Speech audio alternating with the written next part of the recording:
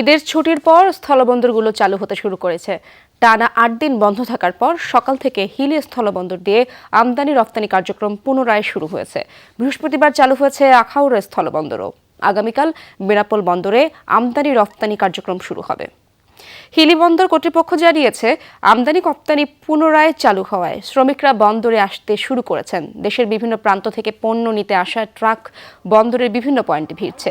হিলি বন্দর আমদানি রপ্তানিকারক গ্রুপের সাধারণ সম্পাদক মোস্তাফিজুর রহমান জানিয়েছেন, ঈদুল আজহা উপলক্ষে গত 14 জুন থেকে 21 জুন পর্যন্ত বন্দরে 8 দিনের ছুটি ঘোষণা করা হয়।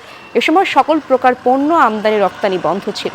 সকাল থেকেই আবারও দুদেশের মধ্যে আমদানি রপ্তানি শুরু হয়েছে। অনেকে পণ্য আনতে এলসি খুলছেন।